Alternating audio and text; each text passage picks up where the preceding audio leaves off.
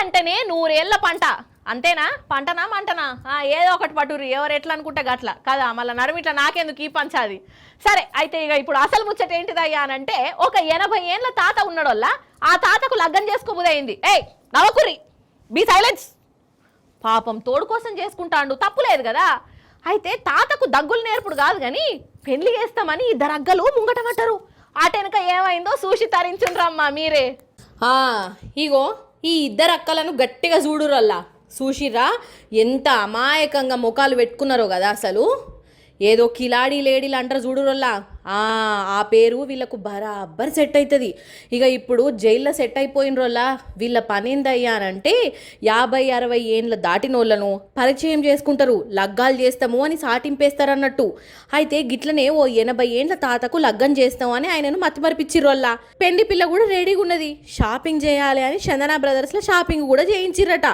ఇక చందన బ్రదర్స్లో షాపింగ్ చేసిన తాతకు బొమ్మనా బ్రదర్స్ బొమ్మ కనబడ్డది పైసలు చీరలు సారెలు తీసుకొని ఈ ఇద్దరు కిలాడీలు మాయమైపోయినరు ఇక ఈయననేమో లగ్గం కోసం ఎదురు చూసుడట ఫోన్ కొడితే స్విచ్ ఆఫ్ పోలీసులకు ఫిర్యాదు ఇస్తే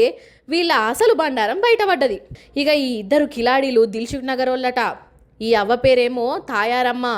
ఈమెనేమో స్వాతి ఎవరైతే బాగా పైసలు గల్లోళ్ళు ఉంటారో అగో వాళ్ళను మాటలతోని మతపరిచి పెండ్లి పేరుతోని మాటలు చెప్పి వాళ్ళ కాడ లచ్చలకు లచ్చలు గుంజి పారిపోతారు ఇక వీళ్ళ నమ్మకం ఏందంటే ఎక్కువ వయసు ఉన్నోళ్ళు పెండ్లి కోసం మోసపోయినామని బయటికి చెప్పుకోరు కదా అందుకే వాళ్ళు గట్ల తెగబడ్డారన్నట్టు కానీ పాపం ఎంతకాలం అని ఉంటుందోల్లా వాళ్ళు దొరికిర్రు మహంకాళి పోలీసులు అరెస్ట్ చేసిర్రు అగో పోలీస్ సార్ ఏమంటున్నాడో ఇన్రిజ్జరా పెళ్లి ప్రకటన ఒకటి వచ్చింది 60 ఏళ్ళ వృద్ధులకు వివాహం చేసుకుంటాము ఉద్యోగస్తులు అయి ఉంటే అట్లా అని చెప్పి ఒక ప్రకటన రావడంతో ఆ ప్రకటన బేస్ చేసుకొని ఈ చిన్నకొండయ్య వాళ్ళకు ఫోన్ చేయడం జరిగింది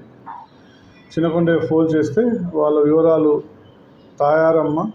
ఎలియాస్ సరస్వతి చైతన్యపూర్లో ఉంటుంది కొన్నాళ్ళు పిఎన్టీ కాలనీలో ఉండేది అదే సందర్భంలో ఖమ్మానికి చెందినటువంటి కోనపరెడ్డి స్వాతి అని చెప్పి కూడా పరిచయం అయినారు వాళ్ళిద్దరు కలిసి ఒక మ్యారేజ్ బ్యూరో అని చెప్పి ఓపెన్ చేసి ఈ ఎవరైతే భార్యలు లేని వాళ్ళు ఉంటారో